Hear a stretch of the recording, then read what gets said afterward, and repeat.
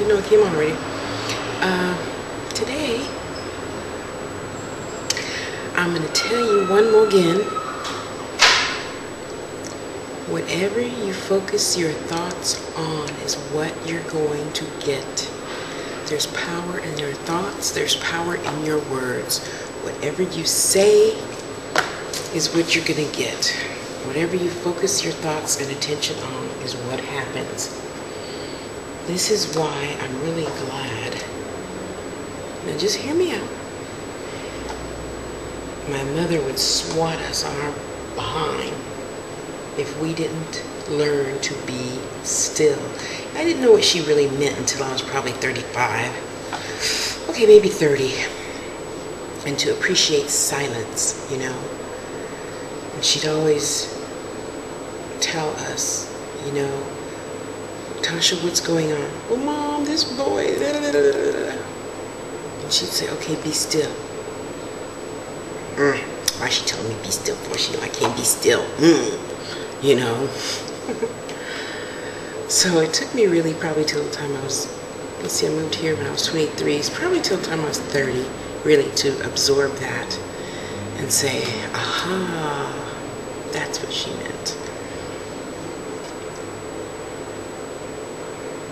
And Mama, of course, is generally always right. She wasn't right about that keeping all the stuff into yourself thing.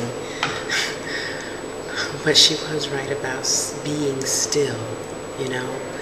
So that's why you often will find me not blogging for 3 days. I'm being still and listening to that voice within say, okay, you know to calm down. Because the angrier you get, the worse the situation gets, because that's what your thoughts are focused on, you know. So lately, well, not lately, for years, my mind tries to stay, yeah, well, I was in love, and you know, people do things when they're in love and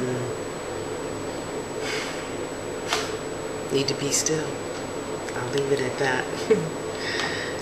So eventually you tell yourself, wait a minute,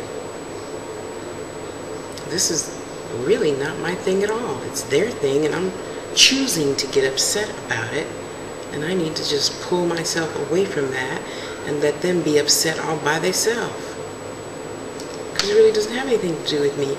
You know, just like I think it was Maya Angelou, I'm not sure, who said, you know, it's not the rape, the person being raped that has the problem. The problem is the one raping him or her that has the problem. But we always, the one that's getting raped always makes themselves the victim. So you got to just, you know, take a deep breath, sit down, go sit on the toilet, lock the door, you know, just run the water. Just, you know, let the water run, clear, you know, just try to, you know, hear the water and pretend like you're at a waterfall or something. Do whatever makes you sit down, be still, and then you can realize, hey, this, and this happened. It didn't really, well, that's not my stuff anyway, you know. And it's not your stuff. It's my stuff or his stuff or her stuff, but it's got nothing at all to do with you. Nothing, you know. And that's why now, thank God, I fixed myself, hopefully enough to where I don't have those situations pop up anymore. Outside of the usual person instant messaging me, so you want a cam? And I'm like, who are you? Because, you know, I might be bold and daring and all that stuff, but I don't generally do that with people that I don't know. I don't do a lot of things with people I just don't know.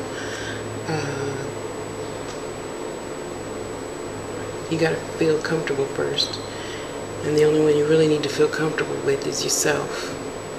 So feel comfortable enough with you to go look in the mirror and say, okay, let me take a step back, you know, what's really going on, and just try to stop feeling that way, thinking that way, thinking those negative, destructive things. you know. And I'm not saying it hasn't happened to me, because Lord knows it has. But like I said, honest and for true, by the time I was 30, I would just, well, depending on who you are, if you piss me off, yeah, I might chat on and on a little bit and battle back and forth with you. But if somebody I really cared about, like you, I'd be like, yeah, okay, go ahead, tell it. And I don't have nothing to say the whole time. You just sit there and vent and vent and vent all you need to, you know? Really. Because we often need to just vent and just get it out. And then you go, oh, that feels so much better, you know? So try that, would you? Just try to be still and realize God did not bring you this far to let you fall. Now, if you want to trip over that rock, go right ahead. That's your own doing. And when you get up with a bloody nose, well, God, you shouldn't have let this happen to me. You should have had your eyes open, stop crying over that other situation so you could see the rock, you know?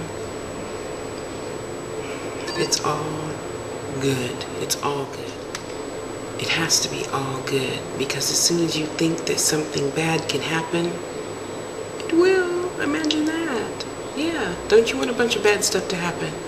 Even though the bad stuff is still all good, because we got to learn how to appreciate the good. And how better do you learn to appreciate something other than having the other good part of it taken away? See, so that's why I say, you know, it's all good. Just expect your good and it will show up. Just expect it, you know.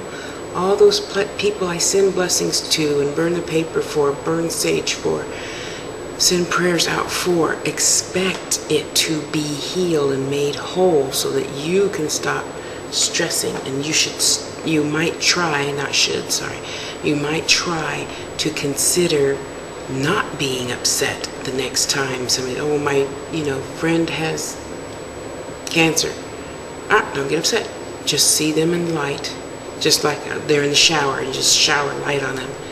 And just breathe, because if you get upset, then they're upset, then they're upset, then they're upset, and the actual person with cancer is upset. Who can think clearly? Okay, so let's just be still. And so it is.